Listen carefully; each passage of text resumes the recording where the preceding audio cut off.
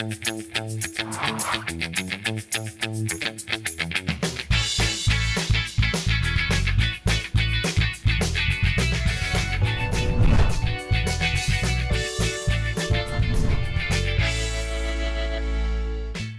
আলাইকুম প্রিয় দর্শক, দেশ এবং দেশের বাইরে যে যেখান থেকে চ্যানেল আয়ের পর্দায় চোখ রাখছেন, দেখছেন সালাম স্টিল স্ট্রেট কাট। স্বাগত জানাচ্ছি আপনাদের, সাথে আছে দীপ্তি চৌধুরী। রাজনৈতিক নানা বিষয় নিয়ে আমরা সরাসরি প্রশ্ন করি এবং উত্তরটিও সরাসরি শুনতে চাই। বাংলাদেশের রাজনীতিতে যখন কথা হয় তখন আমরা ইতিহাস নিয়ে কথা বলি, বর্তমান নিয়ে কথা বলি, এবং যখন জনগণের কথা আসে তখনই আসে আসলে সকল জনগণ বাংলাদেশে সমান সুযোগ সুবিধা পায় কিনা। এবং সেই জায়গায় যখন একটা শ্রেণী বিভেদ করা হয় তখন নারী এবং পুরুষকে আলাদা করে দেখা এবং তাদেরকে রাষ্ট্রের নাগরিক হিসেবে সমান অধিকার দেওয়া হচ্ছে কিনা, তারা সমান দায়িত্ব পালনের সুযোগ পাচ্ছেন কিনা, এই প্রশ্নগুলো তো রয়ে যায়। রাজনৈতিক দলগুলো তাদের নারী সম্পর্কিত নীতি কেমন করছেন সেটাও নানা ইস্যু তৈরি করে। আজকের আলোচনায় এই ইস্যুটা বারবার চলে আসবে বলেই আমি মনে করছি। পাশাপাশি বাংলাদেশের সমসাময়িক রাজনীতির নানা গুরুত্বপূর্ণ প্রশ্ন আজকে এই ছোট্ট সময়ে করার চেষ্টা করব। আমাদের সঙ্গে রয়েছেন বাংলাদেশ জামায়াতে ইসলামের একজন নারী সদস্য, যিনি বেশ ভোকাল এবং সুন্দরভাবে তিনি তার দল এবং দলের অবস্থান সেগুলোকে নিয়ে কথা বলে থাকেন। আমাদের সাথে রয়েছেন জামাত মনোনীত সংরক্ষিত নারী আসনের সংসদ সদস্য জনাব মার্দিয়া মুমতাজ। আসসালামু আলাইকুম, স্বাগতম আপনাকে। ওয়ালাইকুম সালাম, থ্যাংক ইউ। কেমন আছেন? ভালো আছেন? অনেক ধন্যবাদ আমাদের সময় দেওয়ার জন্য। জামায়াত ইসলামের নারী উইং কিভাবে তারা কাজ করে, সেখানকার সদস্যরা কিভাবে যুক্ত হন, সেটার জন্য কি কি যোগ্যতা লাগে, কি কি প্রসেস আসলে তাদেরকে গো থ্রু করতে হয়? প্রথম একটা মূলনীতি আমরা একটু মাথায় রাখি, সেটা হচ্ছে যে শরিয়ার কিছু নির্দিষ্ট নিয়মের কারণে আমরা প্রোগ্রামগুলো একসাথে করি না। আমাদের প্রথম দফাটা হচ্ছে দাওয়াত। একটা মানুষের কাছে আমরা দাওয়াত নিয়ে যাই, এখন এটা বিভিন্ন থ্রুতে হতে পারে, এবং আপনি যোগ্যতার কথা বলছিলেন, এই দাওয়াত কার কাছে নিয়ে যাব, সেখানে একমাত্র যোগ্যতা হচ্ছে আগ্রহ। সে আগ্রহ বোঝেন কিভাবে আপনারা? মনে করেন আমার বাচ্চাকে নিয়ে আমি স্কুলে গেছি, একজন মহিলা এসে আমাকে কোনো প্রশ্ন করলেন যে এই ব্যাপারে আপনি কি মনে করেন, তার যদি একটা আস্থা তৈরি হয় যে আমি এটা জানি বা আমি তাকে কিছু একটা শিখাতে পারবো, মানুষ সাধারণত নিজেরাই এই আগ্রহটা প্রকাশ করেন। মনে করেন আমার কোনো কারণ, আমার একজন আত্মীয় থাকে এক পাশায়, আমি বললাম যে আপনার আশেপাশে কেউ আছে, আপনার বিল্ডিংয়ে কেউ আছে, আমরা কি বসতে পারি? তিনি হয়তো 10 জনকে অ্যাপ্রোচ করলেন, 2 জন আসলেন। সেই যে একটা ক্রাইটেরিয়া, আগ্রহ। ধর্মের তালিম দেয়া নাকি রাজনীতি? ভূমিকম্প সহনীয় মোস্ট ডিউরেবল দেশের প্রথম থার্মেক্স রড সালাম স্টিল। সালাম স্টিল বোঝে ডিউরেবিলিটি। সালাম স্টিল মোস্ট ডিউরেবল স্টিল। তালিম দেয়া ইসলাম আমাকে যতটুকু শিখায়, আমি এই দুইটাকে তো কখনো আলাদা মনে করি না। অ্যাপ্রোচটা এরকম যে আমি একজন ভালো মুসলিম হতে চাই, প্রসেসে আছি, কেউ বলতে পারবে না যে আমি হয়ে গেছি, আমি হতে চাই।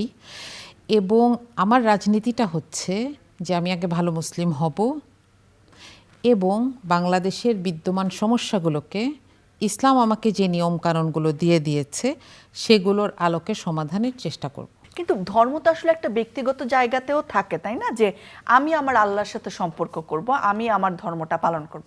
ইটস নট অনলি যে সকলকেই ধর্মের আইন প্রয়োগের মাধ্যমে সবাইকে ধর্মের পথে এনে বা রাষ্ট্র পরিচালনায় অংশগ্রহণ করতে হবে।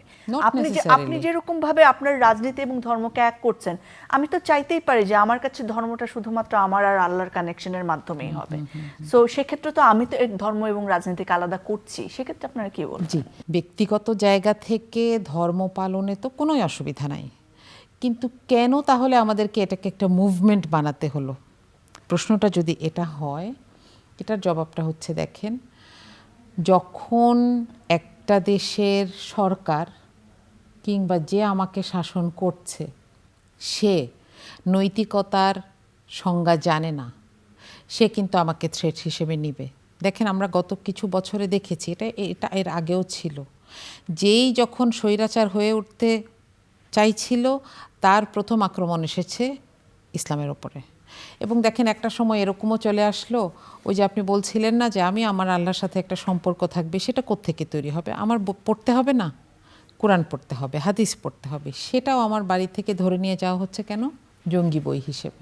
যেই একটা সমাজে শাসকের মধ্যে নৈতিকতা থাকে না, সেখানে কিন্তু আমি এটা বলে দায় সারতে পারবো না যে আমি শুধু ব্যক্তিগতভাবে নামাজ পড়ি, আমি ব্যক্তিগতভাবে খুবই সৎ মানুষ এবং আমার এখানে কাজ শেষ। আল্লাহ এটা কোরআনে সরাসরি বলছেন যে তোমাদের কি হয়েছে, কেন তোমরা বসে আছো, তোমরা সংগ্রাম করছো না, যখন নির্যাতিত মানুষ চিৎকার করে বলছে আমাদের জন্য কাউকে সাহায্যকারী পাঠান। তাই না? এই সাহায্যকারী কিসের সাহায্যকারী? আমি একটা সৈন্যদল গঠন করব না তো, আমাকে তো নৈতিকতার প্রচলন সমাজে তৈরি করতে হবে। এই যে ধর্ম আমাকে যে নৈতিকতাটা শিখিয়েছে সেটাকে ইনস্টিটিউশনালাইজ করতে হবে। আর না হলে আমি নামাজ পড়বো, নামাজ পড়ে বলবো যে ঠিক আছে এখন আমাকে এত টাকা ঘুষ দেন। তাই না? আমি তো দুইটাকে আলাদা করে ফেলছি, কিন্তু ইসলাম কখনো এইটুকু স্যাটিসফাইড না। তো বছরের পর বছর জামাত ইসলাম করার পরেও মানুষের নৈতিক স্খলনের যে দৃষ্টান্ত আমরা চারপাশে দেখি, সেটাতে আপনারা কি শঙ্কিত নন, লজ্জিত নন? দেখেন, ব্যক্তি হিসেবে বা দল হিসেবে এখানে শঙ্কিত বা লজ্জিতর কিচ্ছু নাই। আপনি হয়তো আজকে জানছেন, কিন্তু এরকম কেস কি আগে ছিল না? ছিল। দেখেন, এটা মানুষের দল, মানুষের সংগঠন। No one is angel here. সুতরাং মানুষের ভুল হবেই, মানুষ ভুল থেকে আবার উঠে আসবে, যে উঠে আসতে পারবে সে আবার আগের জায়গায় আসবে। এটা একটা কন্টিনিউয়াস প্রসেস, এটার মধ্য দিয়ে আমাকে যেতে হবে। এবং আমি যেহেতু মানুষকে নিয়ে কাজ করছি, আমাকে এটা মাথায় রাখতেই হচ্ছে। এটা হতেই পারে, এটা অ্যাকসেপ্টেড কিনা সেটা পরের কথা, কিন্তু এটা কি অসম্ভব? না, আমি এই গ্যারান্টি আপনাকে দিব না। এমনকি আমি আমার ব্যাপারেও এই গ্যারান্টি আপনাকে দিতে পারি না যে আমি জীবনে কোনোদিন কোনো ভুল করি নাই, আমি আগামীতেও কোনোদিন কোনো ভুল করব না, এটা দিতে পারবো না। হ্যাঁ, আল্লাহ এই দরজাটা খোলা রেখেছেন, ভুল করে আল্লাহর কাছে ফেরত আসা যায়। পরের জায়গায় যে আপনারা তালিম দেন, তারপরে কি হয়? আচ্ছা, সেখান থেকে যারা আগ্রহী হন এবং তাকে একটা প্রসেসের মধ্য দিয়ে যেতে হয়, সে একটা লিখিত কনসেন্ট দেয় যে আমি এর লক্ষ্য উদ্দেশ্যের সাথে একমত এবং আমি এর সাথে কাজ করতে চাই। এই লক্ষ্য উদ্দেশ্যকে পুরো জামাতে ইসলামের যে লক্ষ্য উদ্দেশ্য জি, সেটাই, জি। আলাদা কিছু নেই না, নারীদের না, জন্য? না। ওকে। জেনে সে এখানে একটা সিগনেচার করে, তারপরে আমরা তাকে বলি যে সে আমাদের কর্মী। এরপর তাকে আরও কিছু কাজ করতে হয়, বেসিক্যালি 5টা কাজ করতে হয়। একটা হচ্ছে আমরা একটা রেজিস্টার মেনটেন করি ডেইলি, কোরআন পড়েছে কিনা, হাদিস পড়েছে কিনা, মানুষের সাথে কথা বলেছে কিনা, কতক্ষণ বলেছি, নামাজ পড়েছে কিনা, এরকম। তো এইটা করবে। সে একটা পরিমাণ পয়সা একটা ফান্ডে, সেই জায়গার ফান্ডে জমা দিবে। এরকম 5টা কাজ, সামাজিক কাজ করবে, দাওয়াতি কাজ করবে। এই 5টা কাজ করলে তাকে আমরা কর্মী হিসেবে ঘোষণা করি। এরপর এরকম আরেকটু কাজ বাড়ে, আরেকটু পড়াশোনা বাড়ে, আরেকটু হয়তো দায়িত্ব বাড়ে। একটা সময় হয়তো সে ওই যে ফান্ডটা সবাই দিচ্ছে সেটা মেনটেনের একটা দায়িত্ব পেল, কোষাগারের যে দায়িত্বটা, ওই যে ইউনিট, এটা একটা ইউনিট পর্যায়ে বলছি, একদম একদম স্মলেস্ট যেই ইউনিটটা। অথবা সেই লাইব্রেরি, প্রত্যেকটা ইউনিটের একটা লাইব্রেরি থাকতে হয়, সেই লাইব্রেরিটা রেজিস্টারের দায়িত্ব পেল, যে বই নিবে লিখে নিবে, সে আবার এটা জমা নেওয়ার পরে সে একটা সাইন দিবে, এরকম।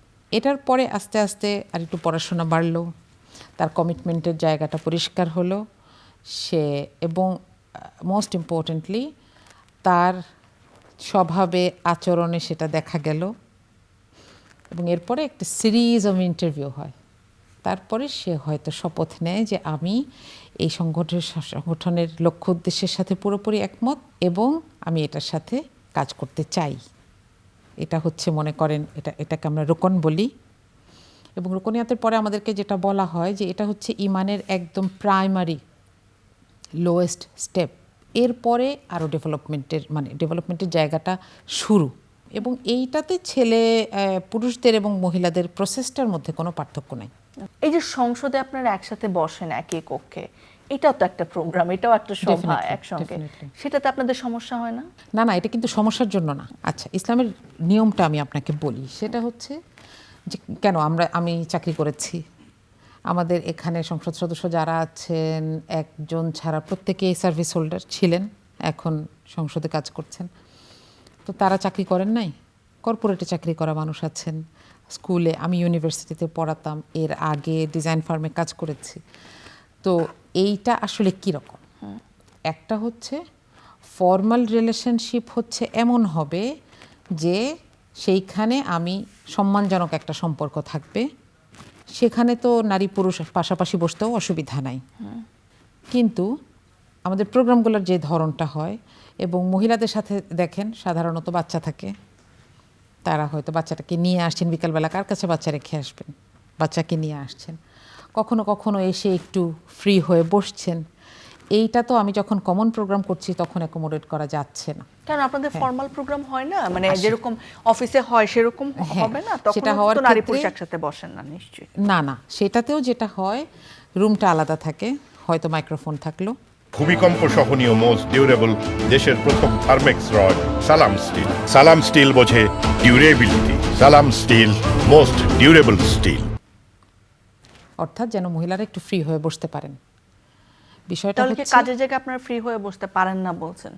হ্যাঁ, মানে আপনি যখন ফর্মাল জায়গায় আছেন আর বাসায় আছেন তো বা কারো পলিটিক্যাল বাসায় একটা গেছেন, পার্টির এক না ফর্মাল প্রোগ্রাম হবে না? মানে সবসময় আরামেই কেন বসতে হবে? মানে খালি আরামে বসার জন্য নারী পুরুষ আলাদা করছেন, এই যুক্তিটা একটুখানি আপনার কাছে যেমন silly মনে ধরেন হচ্ছে না? জুলাইয়ের একটা প্রোগ্রাম হলো, আপনারা দেখেছেন, আমরা একটা প্রোগ্রাম করেছি ইঞ্জিনিয়ার্স ইনস্টিটিউশনে, সেখানে আমরা ছেলে মেয়ে একসাথে বসাই নাই, আমরা তো বসেছি, সেখানে তো অসুবিধা নাই। কিন্তু এলাকা পর্যায়ে এই কমিউনিকেশনগুলোকে আমরা একটু রেস্ট্রিক্ট করি। ন্যাশনালেও তো করেন। কোথায়? আপনাদের নারীদের ন্যাশনাল প্রোগ্রাম আলাদা হয় না? আলাদা হয়, হ্যাঁ, সেটাই বললাম যে শুধুমাত্র এলাকা ভিত্তিক তো না। হ্যাঁ, আবার মাঝে মধ্যে একসাথেও প্রোগ্রাম হচ্ছে, এবং অবশ্যই সেখানে একটা প্রাইভেসির জায়গা থাকে যে কারো যদি বাচ্চাকে একটু টেক কেয়ার করতে হয় সে যেন ওখানে গিয়ে টেক কেয়ার সেটা করতে তো পারে। সকল জায়গাতেই আমরা চাই যে মারা একটু ব্রেস্ট ফিডিং এর জন্য আলাদা জায়গা থাকুক, এটা তো একটা অধিকার। জি। মার্দি মুমতাজ, আপনার একটা কথা খুবই প্রশংসিত হয়েছে এবং নারী সমাজে আপনার এই স্টেটমেন্টকে সকলে সম্মান জানিয়েছেন যে নারী স্বাধীনতা থাকবে, যে আপনি হিজাব পরেন আপনার সেই স্বাধীনতা যেমন আছে, আমি হিজাব পরি না আমি শাড়ি পরি, আমি কপালে টিপ দিই, সেই স্বাধীনতাও আমার যাতে থাকে সেটা নিয়ে আপনি কথা বলেছেন। এই ধরনের জ্ঞানও কি আসলে আপনাদের কর্মী যারা রয়েছেন তাদেরকে দেয়া হয়? একটা ব্যাপার হচ্ছে, একটা ফিলসফিকে আপনি তার একদম যারা ইভেন মাত্র ফলোয়ার, হয়তো দুই একজন মানুষকে পছন্দ করে, তাদেরকে দিয়ে একটা ফিলসফিকে জাস্টিফাই করতে পারবেন না, জাজও করতে পারবেন না। আপনাকে কি করতে হবে? ফিলসফিকে ফিলসফি দিয়েই বুঝতে হবে। হ্যাঁ, আমি এটা বলি, যেমন ধরেন আজকেও আমি এখানে আসার আগে একজনের লেখা দেখছিলাম, সে বলছে আমার লিস্টে যারা যারা বিএনপি সাপোর্টার আছেন আল্লাহর বাস্তে বের হয়ে যান। আমি গত 17 বছর বিএনপির ওপরে চলা অন্যায়ের কথা বলেছি, কিন্তু এখন তো আমাকে বিএনপি যে ভুলগুলো করছে সেটাও বলতে হবে। সাপোর্টার দিয়ে তো আমি ফিলসফিকে জাজ করতে পারবো না। এরকমই যারা হয়তো একজন আমিরে জামাতকে পছন্দ করছেন, তার হয়তো মনে একটা ইচ্ছা বা তার একটা মনে স্বপ্ন যে একদিন জামাত যদি এখানে ক্ষমতায় আসে সব মেয়েদেরকে ধরে বোরকা পরায় দিব। That does not necessarily represent Islamic philosophy.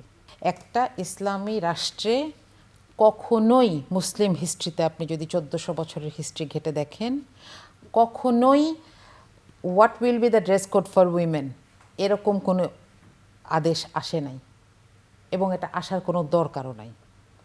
বরং রাষ্ট্রের কাজ হচ্ছে সেফটি এনশিওর করা। রাষ্ট্র চিন্তা করবে যে যেভাবে থাকুক, আমার কাজ হচ্ছে কি সেফটি এনশিওর করা। হ্যাঁ, আমি একটা অবৈধ কাজ হতে দিব না, আমি একটা ব্রথেল চালু রাখবো না, সেটা আলাদা কথা। কিন্তু একটা মেয়ে সে তার ড্রেস কোড কী হবে সেটার চাইতে আমার কাছে প্রশ্ন হচ্ছে আমি তাকে সেফটি দিতে পারছি কিনা, আমি তার সম্মান দিতে পারছি কিনা। রাষ্ট্র কখনো ওইটা নিয়ে মাথা ঘামানোর কথা না। একটা ব্যাপার হচ্ছে, হ্যাঁ, তাহলে ইসলামী রাষ্ট্র অন্য রাষ্ট্রের থেকে কিভাবে আলাদা? ইসলামী রাষ্ট্র মোটিভেশন দিবে আপনাকে যে এটা আরেকটু বেটার, কিন্তু কখনো আপনাকে বাধ্য করতে পারবে না, এটা কোথাও নাই। এর পরের ধাপে আসতে যাচ্ছি যে আপনারা আসলে আপনাদের দলে কিভাবে কন্ট্রিবিউট করেন, মানে আপনাদের ভয়েস কিভাবে আসলে ইনক্লুডেড হয়, আদৌ হয় কিনা, আপনাদের মতামত নেওয়া হয় কিনা কোনো সিদ্ধান্তের আগে। আমি যদি বলি যে সম্প্রতি যে রাষ্ট্রপতি প্রার্থী দেওয়া হয়েছে 11 দলীয় জোট থেকে, সেখানে কি আপনাদের মতামত চাওয়া হয়েছে কিনা, সেটা কিভাবে করেন আপনারা? এই সিস্টেমটার নাম হচ্ছে শুরা। বিভিন্ন গুরুত্বপূর্ণ পর্যায়ে, কেন্দ্রে বলেন, মহানগরীতে বলেন, আমি একটু নিচ থেকে যাই, কয়েকটা ইউনিট নিয়ে একটা ওয়ার্ড হয়, তো কয়েকটা ওয়ার্ড নিয়ে একটা থানা হয়, ঠিক যেভাবে প্রশাসনিক থানাগুলো তৈরি হয়। এবং বাংলাদেশে যতগুলো প্রশাসনিক থানা এবং ইউনিয়ন আছে, আমাদের ঠিক ততগুলো প্রশাসনিক থানা এবং ইউনিয়ন আছে। কখনো কখনো থানার কলেবর অনেক বেড়ে গেলে বা মানুষ খুব বেড়ে গেলে মেনটেন করতে ঝামেলা হয়, আমরা হয়তো একটা থানাকে ভাগ করে ফেলি, মোহাম্মদপুর পূর্ব, মোহাম্মদপুর পশ্চিম।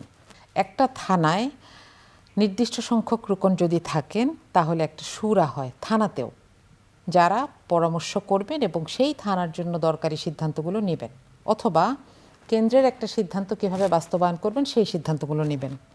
এটা কিভাবে তৈরি হয়? এটা হচ্ছে রোকনদের ভোট হয়। ভোটের মাধ্যমে থানাসোরা নির্বাচিত হয়। বছরের মাঝখানে ধরেন একজন অসুস্থ হলেন বা কাজ করতে পারছেন না অথবা বাসা বদলেছেন, সেখানে আরেকজন যদি আসেন সেটাও ভোটের মাধ্যমে আসে। তাহলে এইটা মহানগরীতেও আছে, মানে ঢাকা মহানগরীর দুইটা ভাগ, দক্ষিণ এবং উত্তর। দক্ষিণে একটা এরকম বডি আছে যেখানে মহিলা পুরুষ দুইজনই আছেন, উত্তরেও এরকম একটা বডি আছে, সর্বোপরি কেন্দ্রেও একটা এরকম একটা বডি আছে। সেই কেন্দ্রটার জন্য আমরা সারা দেশ থেকে ভোট কালেক্ট করছি।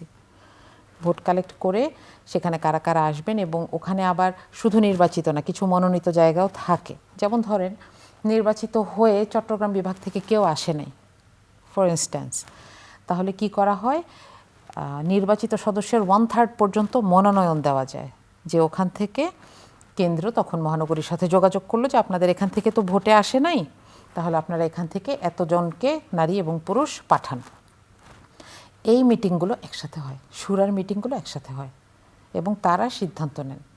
সুতরাং এখান থেকে মোটামুটি এক্সপেক্টেড যে শুরা যে সিদ্ধান্ত নিচ্ছে সেখানে একে তো সবার ভয়েস আছে এবং সেখানে রিপ্রেজেন্টেশনও আছে নারী পুরুষের। ওকে, সো এই যে রাষ্ট্রপতি প্রার্থী দেওয়া হলো 11 দলীয় জোট থেকে, তিনি একজন মুক্তিযোদ্ধা ছিলেন, কর্নেল অলি আহমেদ।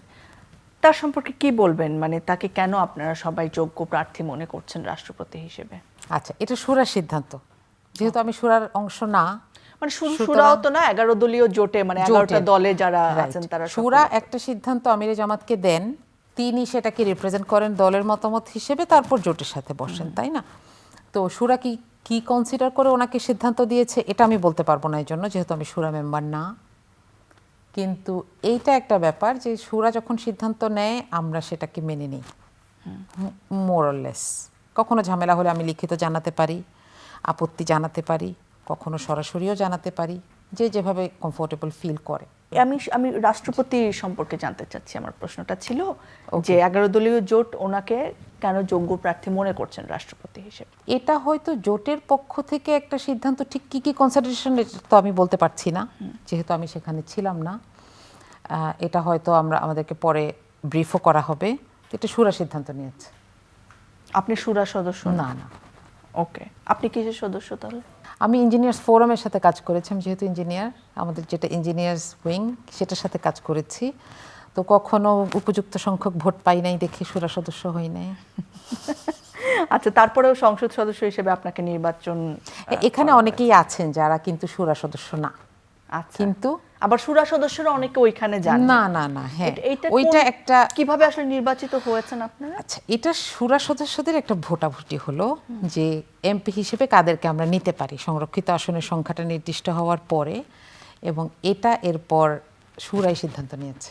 বর্তমানে বৈষম্যহীন ছাত্রী হলের জন্য একটা দাবি করা হচ্ছে ঢাকা বিশ্ববিদ্যালয় থেকে স্পেশালি, এবং অনেকে এটাকে সমর্থন জানিয়েছেন। রাজু ভাস্কর্যের সামনে ছাত্রীরা দাঁড়িয়ে আছেন যে কেন আসলে সান্ধ্য আইন নারীদের জন্যই থাকবে, মানে এমনও ঘটনা আছে যে অনুমতি নিয়ে বের হতে হতে একজন ছাত্রী মারাই গেছেন হলের মধ্যে। এটাকে কি আপনি সমর্থন করেন? বৈষম্যহীন ছাত্রী হল মানে তাদের স্বাধীনতা থাকবে, যখন ইচ্ছা তারা ঢুকবে বের হবে, যে বাংলাদেশে আসলে একটা পুরুষের জন্য একটা ছাত্র, পুরুষ বলবো না আমি, ছাত্র এবং ছাত্রীর জন্য কেন আলাদা হবে একটা প্রতিষ্ঠান? প্রথম কথা হচ্ছে স্বাধীনতা, সব জায়গায় স্বাধীনতার একটা সীমা থাকা দরকার এবং সেটা সংজ্ঞায়িত থাকা দরকার। এখন সেটা ইউনিফর্ম থাকা দরকার কিনা সেটা পরের প্রশ্ন। আগে আমি বলছি যে স্বাধীনতার একটা সংজ্ঞা থাকা দরকার এবং একটা ইনস্টিটিউশন এটাকে নিজের মতন করে সেট করতে পারে, প্রথম কথা। বিশ্ববিদ্যালয় যেহেতু স্বায়ত্তশাসিত, ঢাকা বিশ্ববিদ্যালয়ের কথাই যদি বলি। দ্বিতীয় ব্যাপারটা হচ্ছে, দেখেন এখানে দুটা অ্যাবনর্মাল লাইফস্টাইল আছে। একটা অ্যাবনর্মাল লাইফস্টাইল হচ্ছে আপনাকে 10টার মধ্যে, 10টাই তো মনে হয়, 10টার মধ্যে ঢুকে, আমার নিজের হলে ছিল যে 10টার মধ্যে ঢুকে যেতে হবে। ঢাকা শহরে তো এটা মোটামুটি একটা মানে খুব কঠিন একটা ব্যাপার। ঠিক আছে, আমি রেগুলার ঢুকে গেলাম, কিন্তু আমি নিজেও তো টিউশনি করতাম হলে থাকতে। জ্যামে আমি হয়তো 9টায়ও বের হয়েছি শান্তিনগর থেকে, আমার হল পর্যন্ত যেতে ঠিক নাই।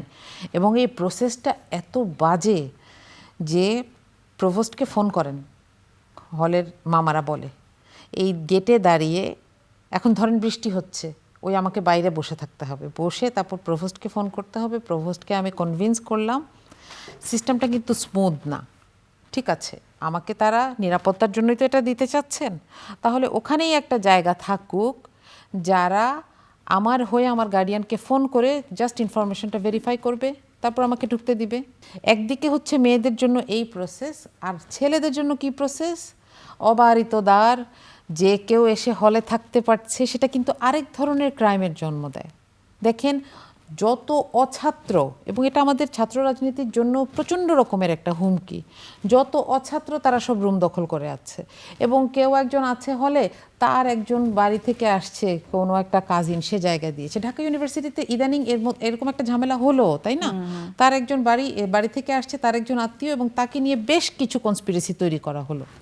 এই সুযোগটা এলো। ভূমিকম্প সহনীয় মোস্ট ডিউরেবল দেশের প্রথম থার্মেক্স রড সালাম স্টিল। সালাম স্টিল বোঝে ডিউরেবিলিটি। সালাম স্টিল মোস্ট ডিউরেবল স্টিল। কেন ছেলে হলেই কি সে সব কিছু করতে পারবে?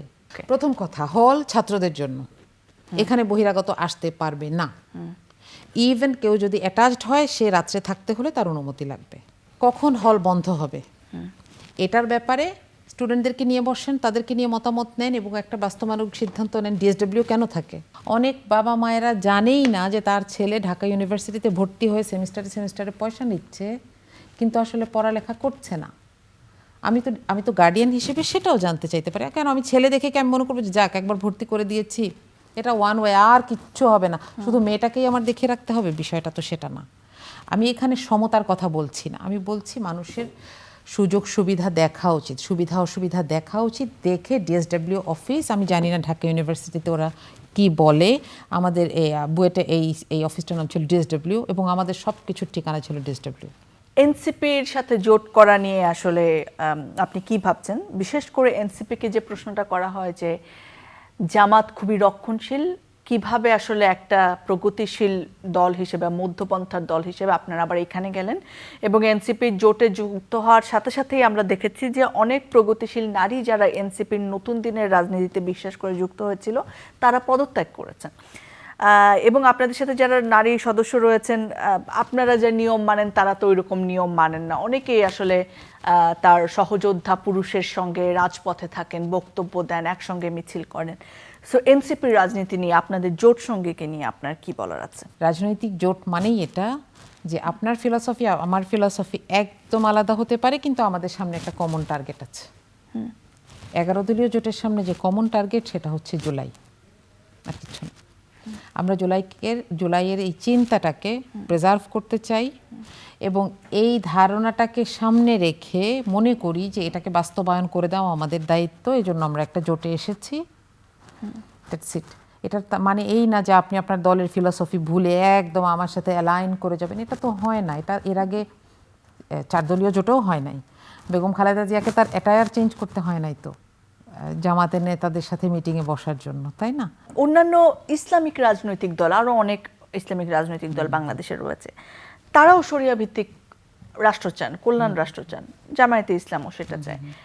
কিন্তু তারপরেও অনেকেই আপনাদেরকে দেখতে পারেন না, আপনারাও তাদের অনেক আদর্শের সঙ্গে একমত না। আদর্শ যেখানে ওপর থেকে ঠিক করা, মানে শরিয়া আইন, সেটা তো সেটা তো আর মানুষের তৈরি না। সেই জায়গায় কেন এত পার্থক্য হয়? কেউ কেউ মনে করছেন এই জায়গাটায় রাস্তাটা এটা, কেউ কেউ মনে করছেন না রাস্তাটা এটা না, আরেকটা। এমনও হতে পারে দুইটাই ঠিক। এবং আপনি যদি পিওরলি গণতন্ত্রের কথাও চিন্তা করেন, গণতন্ত্র তো এটাই যে যার যেটা মত সে সেটাকে ধারণ করতে পারবে এবং সেটার জন্য সে জনমত জোগাড় করতে পারবে। ইসলাম মানেই এইটা না যে একেবারে concrete one single straight path হইতে হবে। শেষ প্রশ্ন আপনার জন্য, মানে সংসদ তো আসলে খুবই গুরুত্বপূর্ণ একটা জায়গা, এবং সবাই তো সেখানে যেতে পারেন। ওইখানে যারা যেতে পারেন, অনেক মানুষের ভয়েস হয়ে তারা যান। আপনি আসলে সংসদ সদস্য নির্বাচিত হওয়ার পরে কোন প্রতিজ্ঞাটা আপনার মাথায় মনে আছে যে আপনি এই দায়িত্বটা পালন করতে চান? কারণ একটা বড় রেসপন্সিবিলিটি নিয়ে আপনি ওখানে গেছেন। কোন কাজটা করার জন্য আপনি আপ্রাণ চেষ্টা করছেন? কোন লক্ষ্যটাকে সামনে রেখে আপনি কাজ করে যাবেন সংসদ সদস্য হিসেবে? শেষের কথাটা আগে বলি। আপনি লক্ষ্যর কথা বলছিলেন না, যে আমার একটা পার্সোনাল টার্গেট হচ্ছে যে আমি এই পুরোটা সময়ের জন্য যতদিনই এখানে থাকি এইটার জন্য যেন আমি আমার মর্যাদা নিয়ে এখানে থাকতে পারি। মর্যাদা বলতে ব্যক্তি বলেন, দল বলেন, এবং আমি অনেককে রিপ্রেজেন্ট করি। আমি একজন প্রফেশনাল, আমি একজন মা, আমি একজন নারী, সব কিছু মিলে এই কোনো জায়গায় যেন আমার মর্যাদাকে বাড়াতে না পারি, কিন্তু কমে না যেন। এবং একজন ইঞ্জিনিয়ার হিসেবে আমি ডেভেলপমেন্টকে যেভাবে দেখি, এটা ন্যাশনাল ডেভেলপমেন্ট বলেন, লোকাল ডেভেলপমেন্ট বলেন, সেই জায়গাগুলোকে আমি অ্যাড্রেস করতে চাই। আমি কথা বলছি এটা নিয়ে। আমি শিক্ষক, এডুকেশন নিয়ে আমার অনেক কথা বলার আছে, রিফর্ম নিয়ে, এডুকেশনাল রিফর্ম নিয়ে অনেক কথা বলার আছে। আমি নারী, সে হিসেবেও আমার অনেক কথা বলার আছে। এবং সর্বোপরি আমি মনে করি আমি একজন সংসদ সদস্য হিসেবে আমি তো আসলে আইন প্রণেতা, যদিও আমার একাডেমিক ডিসিপ্লিন একদম আলাদা। আমি চেষ্টা করছি সেই জায়গার জন্য যেন নিজেকে ফিট করে তৈরি করা যায়, বোঝা যায় অন্তত যে কী বিষয়ে কথা হচ্ছে বা কোনটা ঠিক হচ্ছে না, এই জায়গাগুলো যেন বোঝা যায়। তো সব কিছু মিলে আমার সবগুলো পরিচয় নিয়েই আমি সেখানে দাঁড়াতে চাই যখন যেটার জন্য সুযোগ পাবো। এটা তো অনেক বেশি সুযোগের ওপরেও নির্ভর করে, কারণ এখানে সরকারি দলের মতন আমরা ইচ্ছে করলেই অনেক কথা বলতে পারছি না। হ্যাঁ, এটা বাংলাদেশে প্র্যাকটিস নাই যে ইচ্ছে করে বিরোধী দলকে দিচ্ছে না, তাও না, আছে। অনেক ধন্যবাদ আমাদের সময় দেওয়ার জন্য। নিশ্চয়ই আবার আপনার সাথে কথা বলার সুযোগ হবে। আপনাকে ধন্যবাদ। ধন্যবাদ প্রিয় দর্শক, আপনারা যারা সঙ্গে ছিলেন। নানা বিষয়ে খোলামেলা আলোচনার চেষ্টা করেছি আমরা। নিশ্চয়ই আপনাদের ভালো লেগেছে। আশা করছি আবার আপনাদের সাথে দেখা হবে। ভালো থাকুন, সুস্থ থাকুন, বাংলাদেশের সাথে থাকুন।